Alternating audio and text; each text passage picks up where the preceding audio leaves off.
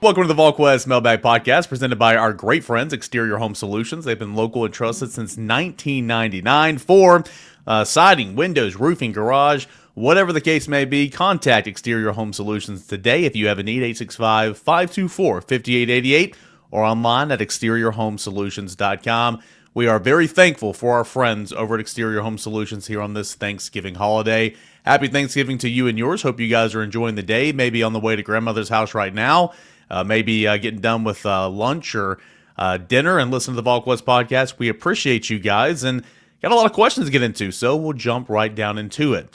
We'll start with K. Hensley, 1062 against Alabama. The Vols did a great job keeping Jalen Milroe in the pocket and forcing him to throw. Are there any elements of the game plan that can help them against Pavia, or is that offense too drastically different? I think it's pretty drastically different, Huber. Just from a standpoint, like Milroe dropped back and he wanted to throw the deep ball or he wanted to run around. Pavia, you've talked about the ball handling all week, and that's just something where, if Tennessee's not, paying attention, they could easily give up a 40 or 50 yard quick run or whatever to whoever. Yeah, I would agree with that. I mean, I think it's different, but the one common thing is, particularly on the defensive ends, you can't get too far upfield. You can't give gaps and holes. I mean, your eyes have to be good, but it is different. This is much more design quarterback run. Jason Jenkins said this on Monday. Well, he was talking about the option, but I think you can throw this part into it. They haven't played a lot of design quarterback run teams. I mean, the green kid at Arkansas was willing to run around, but they weren't running a lot of design runs for him. This is different in the fact that, this guy, Pavia is the leading rusher in carries. That's not all scrambles. There's a lot of design runs in there, and that's something Tennessee has not faced a whole lot of this year. Yeah, again, 825 yards gained on the season. I mean, there's definitely some design runs in there. A bit banged up, but obviously he's going to play, and it'll be up to Tennessee to see how effective he is. One other here from K. Hensley. Are there players at UNC that Tennessee was in on that might hit the transfer portal now because of Mack Brown's firing? Any names that Tennessee was in on that elected North Carolina that maybe to keep an eye on, Austin? I'm sure that there's a player or two at North Carolina that Tennessee would have some interest in, now that all those kids are going to have 30 days and really basically 12 days before the portal opens up officially for everybody to, kind of look around and you look again. What do they have on the offensive line that Tennessee might want? What do they have, at receiver that Tennessee might want? What do they have on the defensive line that Tennessee might want? All those are positions I think Tennessee will definitely target, and we'll see what else, kind of manufactures itself. And I think a lot of it will depend on who else Tennessee loses. Who does Tennessee lose that they feel like they may need to go replace? So I think that's kind of where we're at. AP, just no names. Yeah, I started. So just a quick scan. I mean, I don't remember a bunch of guys the last couple of years that Tennessee was head to head with North Carolina for.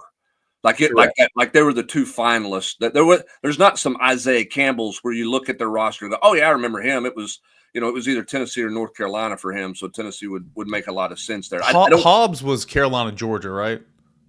It was Georgia. I don't know if it was Carolina or not, honestly. Okay, go ahead. I'm talking about kids that went to North Carolina, where you look at their roster and you go, oh, okay, Tennessee finished second there, or Tennessee was dead in the hunt with those. I don't think there's been a lot of head-to-head battles like that. We'll move on to UT Vol Fan 29. Who makes the decisions on what crews officiating these games during the college football playoffs? It's not just an SEC thing; it's the college football playoff thing. So, Brent, to your best of your knowledge, who determines the officiating crews?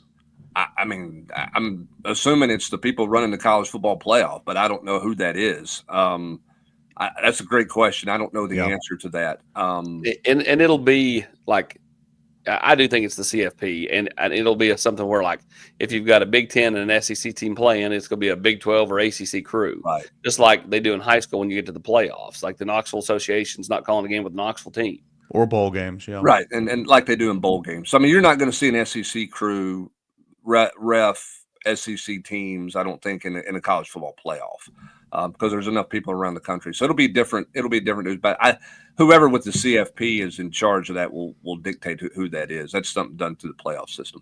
Paydirt 98, when Edwin Spillman cleared to play on Saturday against Vanderbilt, can we expect him to get some run at linebacker, or has he been out too long and will only play special teams? I really think his speed sideline to sideline could be a difference maker at linebacker, if not against Vandy, then potentially a playoff game. you're not going to see him play just a ton of reps at linebacker, in my opinion. Now, could he, spot a few plays? Yeah, maybe. But I think that the biggest thing is you've added some depth here. We'll see where things go. But I mean, like, we're in a, winner take all type game here for Tennessee. I don't think you're, throwing a true freshman out there who hasn't played in a month and a half and going, yeah, just go do it for him. So, well, and prior to that month and a half, prior to the injury, he had played what, dozen snaps, 20 snaps, something like that. I mean, it's not like he was in the regular rotation as being a true factor there. Now, I think he's got unlimited potential, but man, that's a tough ask to say, hey, you haven't played football in a month and a half. Come back for this one, be in great shape, have great eye discipline, know where to be all the time. I mean, I think that's hard. So maybe special teams if he plays at all. Yeah, I agree completely with all that. I do remember at Oklahoma, and Oklahoma was towards the beginning of the season, the fourth game of the year. He had missed, the NC State game, Kent State game maybe, or whatever combination it was. And you look down there, and he's down there in a goal line package. It's like, well, there's 13 down there. I hadn't seen him all year long. So I think they want to play him, obviously, but he's just missed so much time. I think if he plays, it wouldn't be a whole lot for sure. Greg One Vol says, I know it's early, but this has potential to be the most complete team Rick Barnes has ever had. He has it dialed in from high school recruiting, portal, locker room culture. With that being said, at 70 years old, how much longer do you think he wants to coach? Brent, I know that Grant and Rob both have made comments in the offseason that Rick Barnes enjoys the process of kind of rebuilding a roster. He probably doesn't like a lot of what's going on in college athletics, but I think he enjoys assembling a roster and all that. Obviously, the passion's still there. I don't think anybody can answer that but Rick Barnes, but at 70 years old, it is a question worth asking. Well, Rick Barnes has always told me this. It's advice he got from Dean Smith, and that is you never retire. You never make a decision about your future at the end of the season, whether or not you're going to continue in the profession or not, because you're tired and you're immediately thinking, I'm done. I've had enough. When you make that decision is when you get to the preseason and you don't want to get up and go to work. You don't want to go to the gym. And Rick Barnes has not approached that world where he doesn't want to get up and go to the gym. So how long does he go? I don't know. But do I think Rick Barnes is going to shut it down at the end of a season? Doesn't feel like it. I think this is going to be one of those deals where, maybe in the summertime because there's so much gym time, but there's going to be a point in time where he says, you know what, I don't want to get up and do this anymore. And that's when he'll make a decision. Remember, Dean Smith retired weeks before the start of the season. And I think a lot of coaches feel that way and try to follow Dean Smith's advice. Yeah, you had Tony Bennett that did the same thing this year. Part of that I think was about the state of the game more than it was anything else. But I mean, again, if you don't want to get up and go to work, that's when you know you're done. But it's hard to say that a week after getting ousted from the NCAA tournament, because it's been such a long grind. You're exhausted. So where are you? I think he'll be very patient in making that decision. He will very much think the process all the way through. It will not be a spur of the moment emotional type decision for Rick Barnes. Everett Vol 96 wants to know what makes Heupel different behind the scenes that has made him so successful in changing the culture and the program compared to previous head coaches Tennessee's had in the last couple of decade plus. I think it's just his ability to just be a normal guy. Kids can walk into his office at any time. He knows how to talk to them. He can play the dad role. He can play the big brother role. He can play the uncle role. He's just your, everyday normal person. I don't think Josh thinks of himself as a guy that makes $9 million, even though he does. I don't think Josh thinks of himself as someone who, has it all figured out. I think Josh is just human. Yeah, and I think it's sometimes also easier when your personality is largely different than the guy that you replaced. And I think that, the relationships, and I'm not saying that Jeremy Pruitt didn't have a relationship with guys on his team, but I don't know it was a different type of relationship and a different type of going about things. So sometimes that helps a little bit. I think he has been a great calming influence for a lot of guys through the storm. And I think guys have resonated with that in the way he's gone about it, gone about his business. And I think Austin detailed it really well in terms of just how his personality fits. Remember too, he's not that far removed from playing. So he still remember, and he was a high profile player at a high profile school. So he's got some relatability to where guys are, more so than some of the previous previous coaches have, because he was in the throes of a Heisman race. He won a national title. He was the face of a program in a rebuilding process. He played the quarterback position, which is I think all those things probably helps him relate a little bit to guys in some of those things that they're dealing with. WH Vol says wants to know, how many signees will Tennessee have on early signing day? A lot's happening here in the days leading up to National Signing Day. Right now, of course, Tennessee has a committed class of 25. All eyes are watching some very high-profile prospects right now. But, Austin, how many guys do you think sign with Tennessee, at least who aren't going to wait until that next period? I don't think anybody's waiting until the next period. Everybody's going to sign. Better phrasing, I guess, of the class, who all showing up at mid-year? Oh, there's 20, at least 20 that are going to be here. It's going to be a huge, huge deal. And it gets more and more every year. The exception is the kids that don't show up until summertime. The rule at this point, it used to be the opposite. If you had 2 or 3 of them, it was like, whoa, who is this kid? Right. And I remember they had 4 one year, and it was like, holy smokes, they got 4 guys in January, and now it's like, you only got 4 guys in January? Like, what are y'all doing? Like, or now it's what are you doing by not being here in January? Yeah, exactly. And I mean, you have a rare occasion where a kid maybe wants to play or wants to run track or wants to finish his basketball season. Like, I think Hobbs did that, right? AP. Well, no, he was still here in January. He just played basketball in November and December, right, which never happens. No one plays like a few games right. and then just says, I'm out. Yeah. But I mean, every now and then you have a kid who wants to stay. And I think Dylan Sampson wanted to run track, and there were some number things in there as well. So, but in the day and age of block scheduling in high school, I mean, everybody should be out at midterm that wants to be out at midterm. It shouldn't be hard to get out at midterm.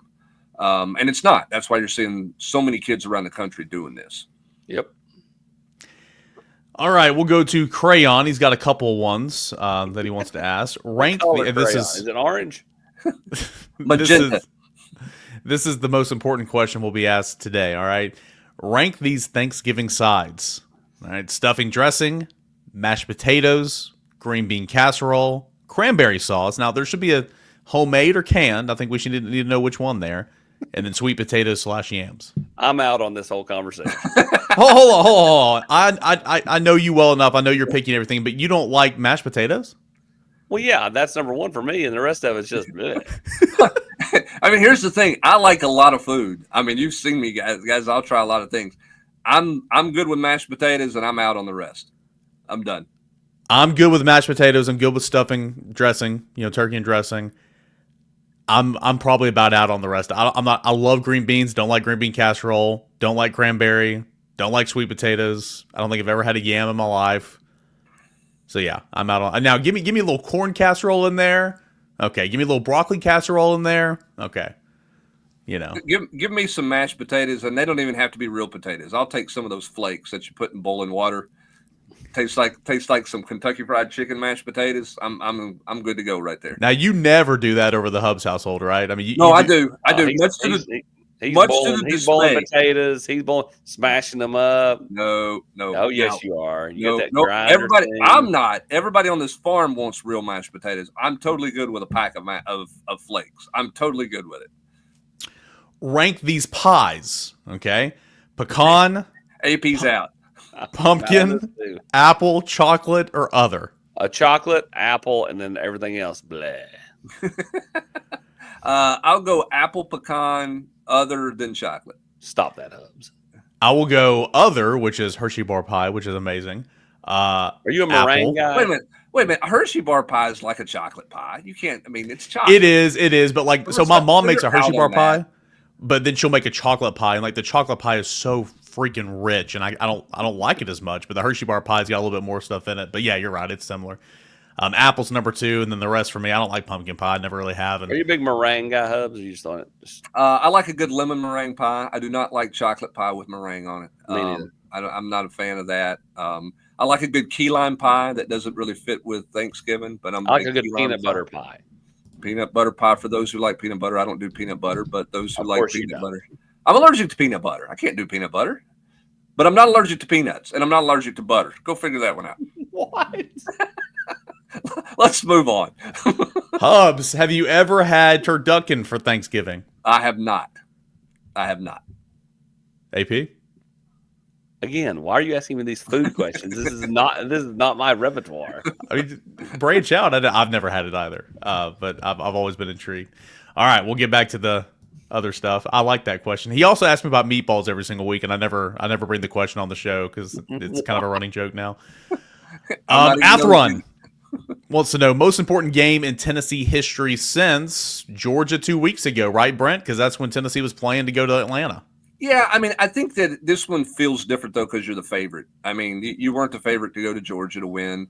And even in 22, like, that was a monumental challenge to go to Georgia and win that. This one, they were so good that year, yeah. I mean, this is different because everything's on the line for you, and you're favored to win. And quite frankly, I think most people in the Tennessee fan base, Austin, have just assumed a win this week. I mean, it's about, can you host a playoff game? How do tickets work for home playoff games? Hotel reservation somewhere? It's like you got to go win this one first. And so it's a huge game that feels different than some of those Georgia matchups because you're expected to win this one.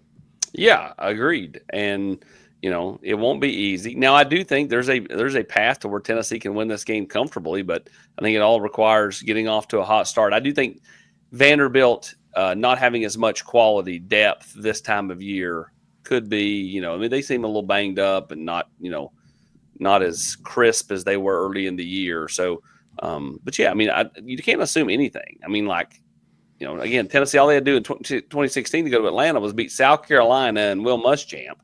And then Vanderbilt, and they couldn't do either. I mean, I don't know. For me, like, I think it's going to be, they got to get out of the gates. You just have to get out of the gates. Well, and then you go even back further in the Wayback Machine. I mean, you go back to 2001 in the SEC championship game. There you go. You knock out starting quarterback. You knock out starting tailback, and the quarterback runs around on you. And wins a football game. That's hard to beat the same team twice in a year. I get all that. However, I didn't see Nico walking around Tom Black track with the rose in his mouth. Flowers. Yeah, they did not do that last week. There was no Love celebration. Love you, Casey. I mean, there was none of that going on while everybody had hotel rooms booked for Pasadena. So again, I mean, I think that this is a huge game.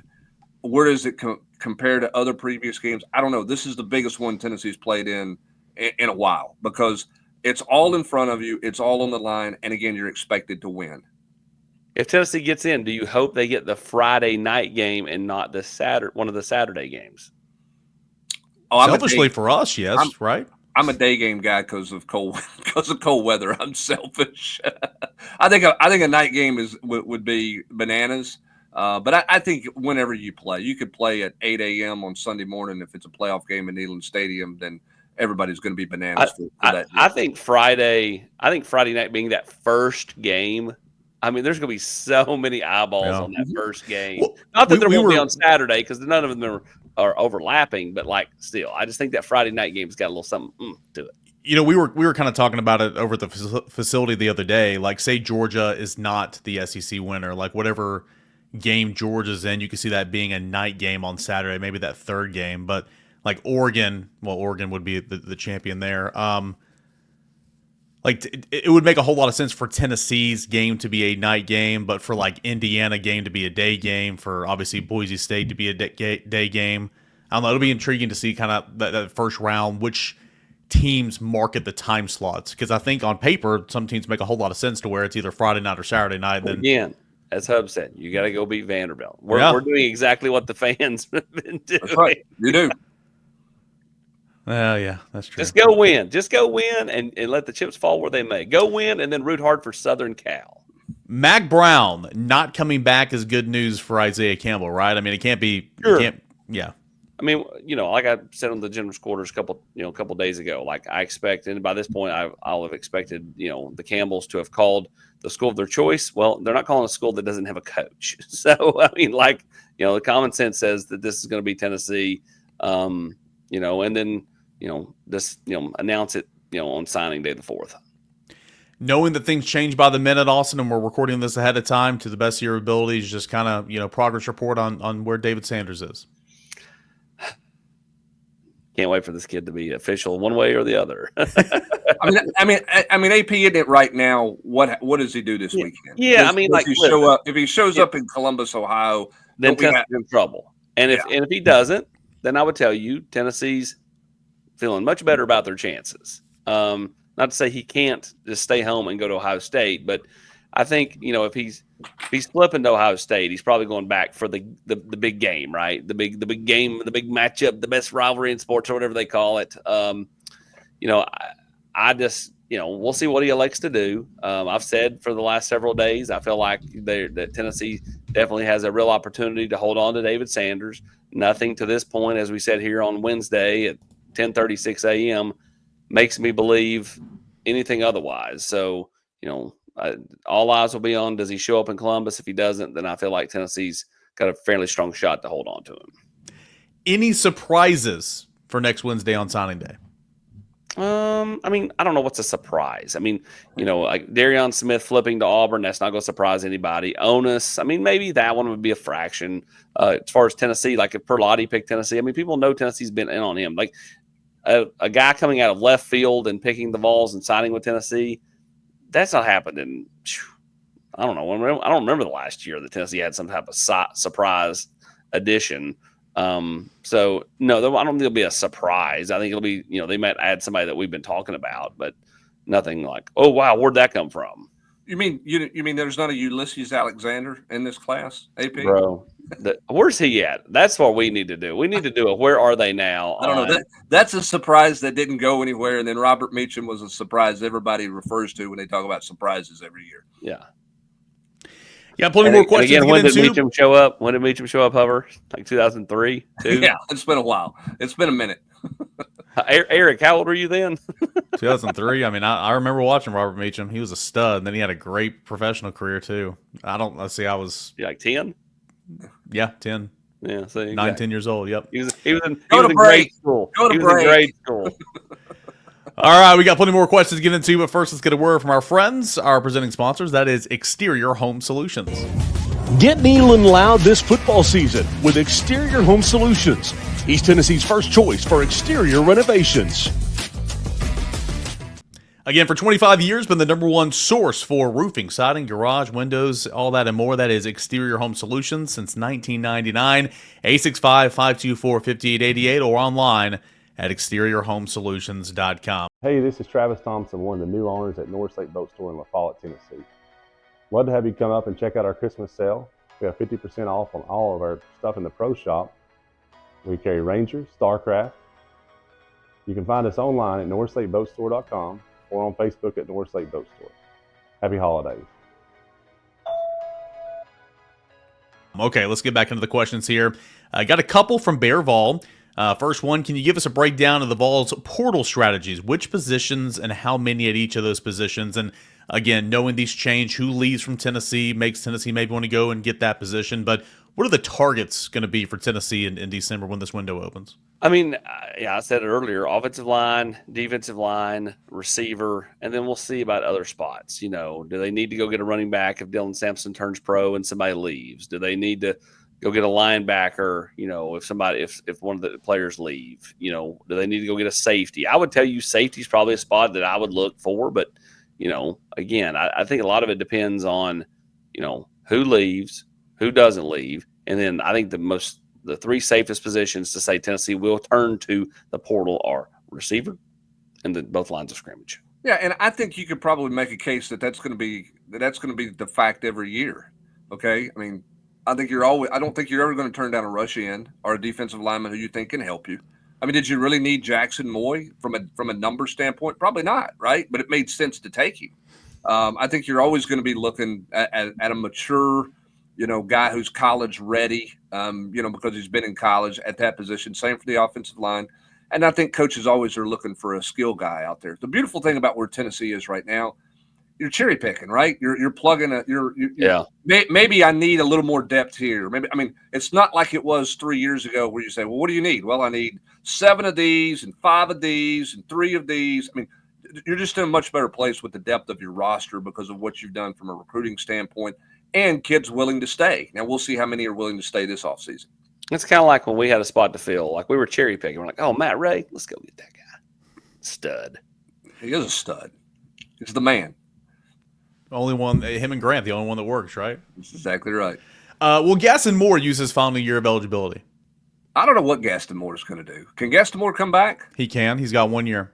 I mean, why would you not? Unless he's played enough this year, Austin, that he says, you know what, I want to play somewhere for a season, and I'm going to transfer down and play somewhere. Otherwise, I mean, why would he not come back and do another year? But, I mean, he may be tired of college life. He may be ready to go.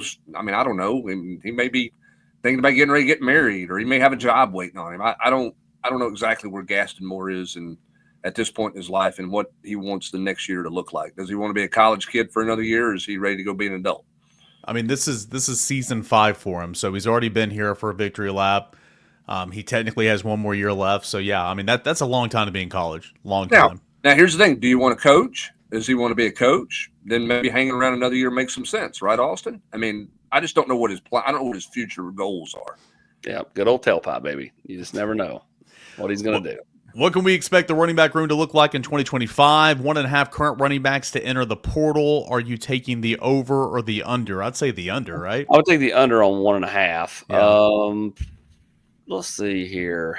You know, I don't know. I mean, outside of that, I mean, like, well, here's the thing. Let's start with this question, guys. What happens with Dylan Sampson? That's not a guarantee that he's going, but it's not a guarantee that he's back, right? Correct. Yes. So it all starts with him, and then from if he stays, Brent, maybe somebody wants to go. I don't know. We just don't know. I don't think Hubbard that, like, okay, let's say Dylan Sampson goes pro. I don't think Tennessee's like going out there and going, okay, we got to go get a plug and play guy, because like then that stunts Peyton Lewis and Deshaun Bishop and the guys you have on your roster. Like, and they like those guys. Yeah, and I don't think anybody in the room is making a decision on Dylan Sampson's decision, because Dylan doesn't have to make the decision before the portal gets kicked off. And if you're going in the portal, you don't want to go at the end of the portal cycle. You got to get your name out there early, to get recruited. So, I think it just depends on where a guy like, where's Cam Seldon at this point? I mean, is he content? Is he happy? I mean, I don't know. I mean, I know everybody likes these questions and everything. There's just so many variables out there that you don't, and I'm not trying to be mean or pick on anybody. I get the question.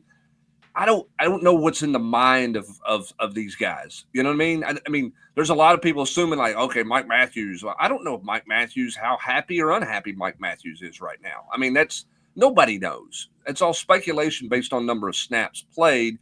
And for some, that's not the end all be all everything, right? I mean, some guys are more patient than other guys are, and a lot of guys aren't patient. They go taking off running somewhere. So just have to step back and wait and see. Again, we've had a lot of transfer stories written the last few years that never saw the light of day.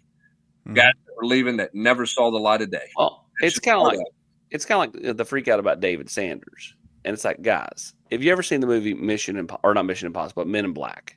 And in Men in Black, they talk about like the world's always close to being annihilated. And, people never know it. People never know what's walking amongst them. They never know about what's about to happen. That's a lot of ways this movement in the transfer portal. Yeah, some stuff gets out. There's a lot of stuff that you never hear about, and you don't need to know about, because all it would tell you to do is panic, because most of it doesn't happen. Yep, that is true.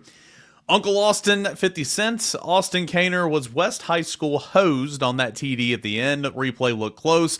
There's no way this week's game can top the last 2 weeks, can it? No chance. I mean, I hope a great game for tomorrow, but these last 2 weeks, the endings were fantastic. I didn't think that Sevier County West could top Sevier County Powell, and yet it did. So I'm not going to definitively say that it won't top with Sevier County Oak Ridge. We didn't have a down the line view. I thought in real time he was short. I thought the one angle in the replay, the ball might have somehow got across, but there was no way to truly tell. And for the naked eye of an official, that is such a tough call. That's rough for everybody involved. But hey, if the quarterback puts it on the receiver instead of kind of short arming it, then it's a touchdown.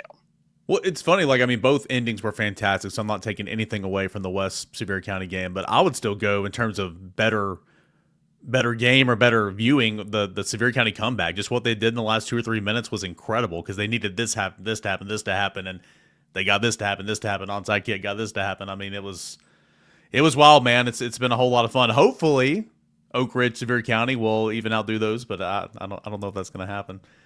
Go Vols 182. The Prince of Bradley County says we are still getting Davis Sanders, and we'll have a massive haul of portal in the offensive line. Do you think both are true? Yeah, we've already kind of talked about the offensive line. That's going to be one of the focal points in the transfer portal. Saudi Daisy Vol wants to know about Carson Gentle's brother, the center from Harvard. He's been a popular name on the GQ this week. Would Tennessee entertain a center in the portal? I don't think so. And so, I mean, I just don't see him going that route. Yeah, I would agree. I think back to the other poster's question is, how big of a haul are you looking at in the portal? I think it's going to be fascinating. How many does Tennessee feel like they need to get in the portal versus, hey, we feel like this young guy's ready and can step in and be elevated to be the starter there? I think that's going to be something to watch, because it's going to tell you what they think about some of these young guys, depending on the number of guys that they take in the portal here in the month of December. I think that's an interesting storyline for where this team is offensively moving forward. Yeah, and I think that question can also come from, like, Pete Nakos putting out a story that's saying that, schools XYZ and all the above, are expected to be big spenders, Well, I mean, Tennessee's they've got one of the best NIL deals. They've had one of the best NIL packages out there and programs out there of anybody. So yeah, I think Tennessee makes that list every year. Yeah, because of what Tennessee's done in the NIL world since NIL came into fruition. I think here's an interesting one, and I'm intrigued to see what both of you guys would say about this. To your knowledge, what is the worst, most unethical usage of newfound NIL freedom that a team or individual has taken advantage of? I mean, at this point, AP, what's unethical with no guide, with no guardrails? I mean, what is a bad thing? I mean, giving somebody a vehicle, housing, money. I mean, like what do we deem as like wrong in the NIL world right now? Because there are no rules in the NIL world right now, right? In most states, or in some states, kids can make money before they even sign. I mean, yeah, like I don't know that I have any examples or any knowledge of anything, because you say, well, I mean, can you believe they did that? Well, it's within the rules. Why would you not do that? I mean, it'd be like, it'd be like if there were no laws in this country and you could just murder people. And I mean, like, it would be not unethical because you can. I mean, like, this is weird. I'm just saying there's no laws. Hubbs is right. There are no laws in NIL, like no like hard and fast laws on like what you can do, what you can't do. I mean, kids can literally negotiate and then go through bowl practice and go, you know what? I feel like I'm going to be a player next year. I'm going to need more money or I'm going somewhere else. And you can't really stop them. Like, that's the problem. Like, if a kid signs a contract with somebody, like, they're not held to the contract. They're renegotiating throughout the deal. Like, it's not like if somebody signs a 3-year deal, they're renegotiating after the first 6 months. Well, and that's the problem with the second portal window and why so many people want the second portal window gone. I see the standpoint of, you want a guy to compete, go through spring practice. If he doesn't win a job, he should have the opportunity to go. I understand that part of it. But at the same time, too, you go through spring practice and you determine to yourself, hey, I'm the man, or hey, I didn't get everything that it wasn't exactly how they told me it was going to be. I appreciate the 4 months that I was here, the 3 months that I was here, but I'm gone. And you can do that. Those are the things that are problematic. That's not unethical. That's just the rules. You're allowed to do whatever you want to do. Tyler Barron was certainly within the rules to go to Ole Miss, get an apartment, never really enroll, then go to Louisville, go through spring practice, then go, you know what? I'm not going to stay here, and then go to Miami. Like, he was certainly within the rules to do that because, again, there are no rules. That's the problem. And I know the what I was trying to describe was probably not the exact way to go about it. But I mean, the point is, like, when there are no guardrails, there are no rules, it's a free for all. And then it's just a headache. And it just, that's where, like, I get, like, people still love the on the field product. Last Saturday was awesome. Every Saturday's been awesome. But, like, for fans, it's hard to kind of be like, man, I really love watching this kid play because he could bolt. There's nothing stopping any of these kids on Tennessee's team from being out of here, no matter how much they love Tennessee, because some school offered a lot more. Chicago Vol, how do tickets work for teams with home field advantage in the first round of the playoffs? Is it a 50-50 split, or does a home team get significant majority of tickets like a usual home game? That's what I would say. Yeah, it's more like a home game. I mean, it's not a 50-50 split. If you're going to do 50-50 splits, you're going to play in neutral sites. Yeah. There's an advantage for having a home game, and 50-50 split is not the advantage that you're looking for. So it's going to be much more like a regular season home game. ZJS Vols, what is a good comparison for DeJuan Morris? Good out of high school comparison. Who's the running back for the Chiefs? Isaiah Pacheco? Yeah. Something like that. A guy that can go out and slot, catch a slant, take it to the house, hand it to him out of the backfield. I mean, that's kind of how I envision him. I mean, he's a thrill a minute. If you have a chance to watch him this week against Maryville on the NFHS, do it. S. Pitt Vol wants to know, he said, this question is working with the assumption that Tennessee beats Vanderbilt. Complete the following. Tennessee makes a run in the college football playoff if blank. They get a home game.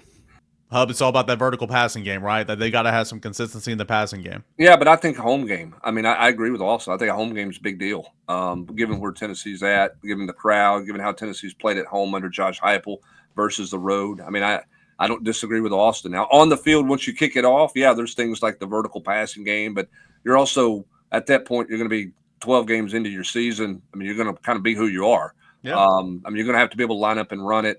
But, you know, you can't make a run if you don't get in. So first thing you got to do is get in Saturday. Yeah, I guess like when I thought of run, I thought like winning 2 games and going on to the ship.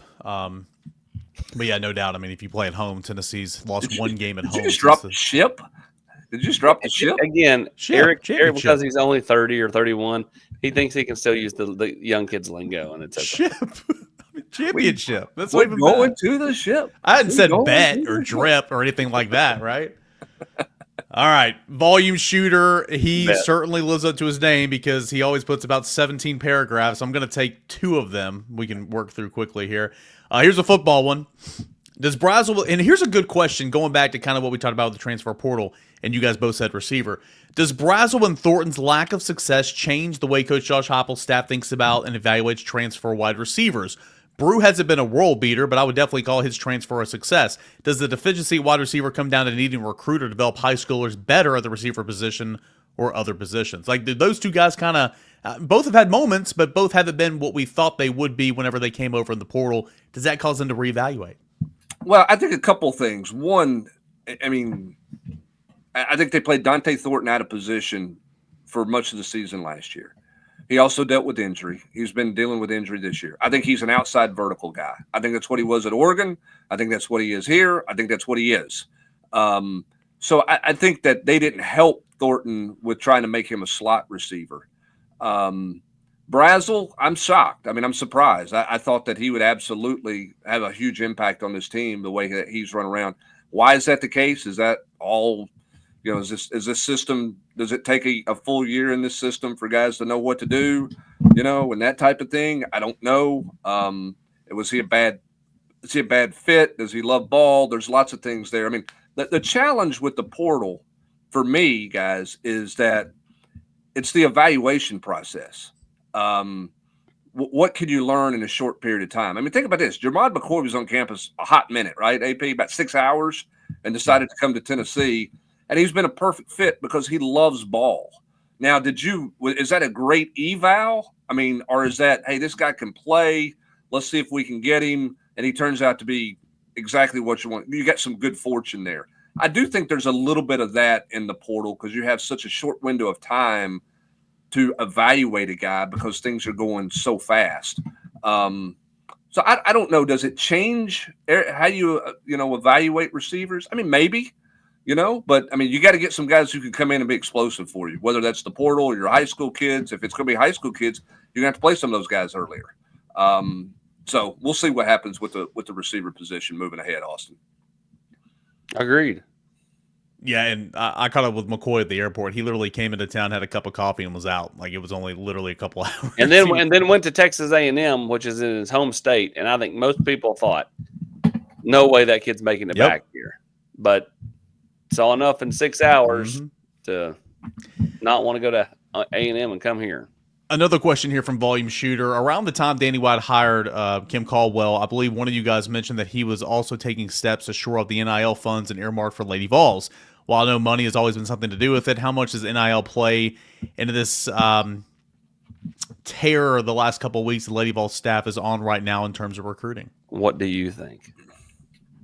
What do you think? Like, I mean, you know, they're not going on a run with the high caliber players that they've added without, you know, a good NIL package for some of those players. And particularly the fact that when some of these were committing, they hadn't even played a game yet. Nobody had seen their system and see how it translated. So yeah. I mean, NIL is definitely a factor. Not saying they can't recruit. I am really intrigued to watch them when they get into some of these tougher games, because right now I took my daughter's middle school basketball team to the game on Tuesday, and I mean they just bludgeoned poor old Western Carolina. But when they get to these tougher games, what do they look like? What does that system look like?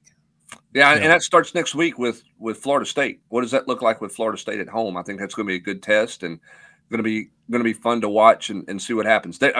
They're entertaining to watch, and the style that they play, they're more than just shooting a three, and we'll see if they can continue to wear people down. I mean, they certainly have been off to a quick start here against some inferior opponents, but it's going to ratchet it up when you talk about Florida State and Iowa coming up on the schedule here in the next couple of weeks.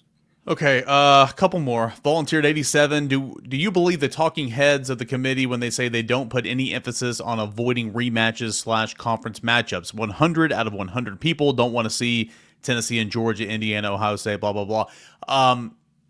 We can answer that question, but we'll put it out. I mean, it's been all over the board. I mean, there's no way Tennessee's traveling to Athens. That is not going to be a first-round game. It's easy to just seed them the way you had them seeded, knowing like, okay, Georgia's going to play for the SEC. They're either going to win and get the bye, or they're going to lose, and we'll adjust at that time. Like I'm with you guys. Like these rematches, more than likely, are not going to happen. I think Tennessee's most likely scenario is they're, either hosting someone like Texas who falls because they lost to Georgia in the championship game, or they are, going to a South Bend, a Happy Valley, or the Shoe. Well, I think the other thing, too, is why would you come out and say you are going to avoid those? Because then you're questioning the integrity of your seeding. Well, we've moved somebody up to a higher seed, but maybe they get to a playoff game at home because we want to avoid a rematch deal, right? I mean, there's no benefit to coming out and saying, yeah, guys, we're going to absolutely do all we can to make sure that there's no rematches in games. Because some people then will say, well, you're playing favorites, where this guy gets favoritism here, they get favoritism. It makes no sense to come out and publicly state that. I'll be shocked if there's a bunch of rematches in this playoff system to start. Now, as teams win, that's always a possibility, but I don't think they'll match people up in the opening round in rematch games. But they're never going to say, well, we wanted to avoid that, because then it questions their seeding. Well, kind of on this, I mean, there's a poster, and he's been active this week asking the same question. I think it's Loyal Vol something. I forgot the rest of it. And I mean, it's a decent question, just saying, well, I can't wrap my head around why they will put these rankings out knowing that that's not going to be the finished product, like knowing that Tennessee's not going to go to Georgia and all that. Because you watched. Exactly. The number one, it's a made-for-TV thing. Number two, it is if the playoffs started today. Sure. And number three, again, it's you're going to tune in next Tuesday and watch it again, right? I mean, that's what it's all about. Well, that way, if you just did one at the very end, then people would really, question, what's going on. How did this get here? How did this get here? This at least gives you a path knowing, okay, my team is Tennessee. They got to do this. At least it kind of gives you an understanding. And it holds the committee accountable because, if you see where they are each week and what happened on the field. Now, I think some of their decisions are trash. No, I agree with that. And Ward Manuel, with some of the worst justifications Clemson, man, they beat the Citadel. His committee members cannot get rid of him quick enough, man, or just get him away from the mic. He does them no favors every Tuesday night. It's like, dude, shut up. It's so bad. Does he not have, surely to goodness he is a PR guy saying, hey, you're going to be asked this. You're going to be asked this. Be ready. We know nobody knows anything going on before it ever gets revealed, right? The B-roll just happens to roll right there, right? So again, it's made for TV, and it's great for the game, right? It's a midweek talking point. Games are Saturday. What is everybody talking about? Tuesday night, Wednesday morning at the water cooler, Thursday. They're talking college football. in late November. That's exactly what college football wants to happen. It's perfect. It's a great setup for them that they've created. Yeah. All right. Last one we're going to end on here. This is from Pine, a two-parter.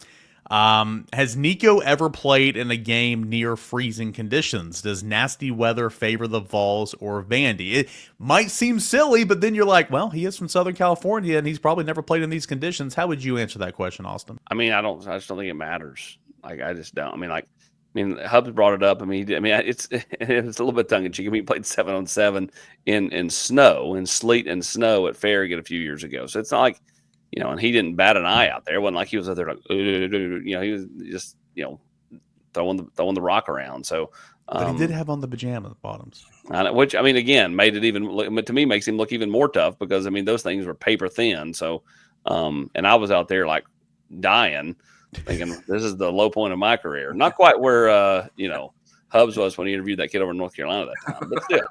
Shut up. That's your fault. That one was all your fault. But that's a topic for another podcast. By the way, the board loves when Hubs just tells AP, just shut up and move on. We're not having that conversation today. Were you raised in a middle class family? Shut up. All right. How many UT fans will be at the stadium on Saturday? 25%, 50%, or 75%? 70? It only holds like 28,000, I believe, I think Tennessee fans are going to do everything they can to get a hold of any available ticket out there. The question is going to be how many Vandy fans are willing to sell the ticket. There's not going to be Vandy students there because it's Thanksgiving break. I think Tennessee's going to do everything they can to take over that stadium. Now, the question is how willing are Vanderbilt fans to sell their ticket? That's true. Probably not, right? We'll see. One would assume. I mean, the problem is the cold. If it weren't cold, I would tell you that they're probably not. But, how many of them are willing to go out there and set in 35? I mean, when they kick that thing off, what's it going to be, 29? It don't get to the high point of the day till like 4 o'clock. Hubs is already having nightmares about that window being open. Hey, you know what?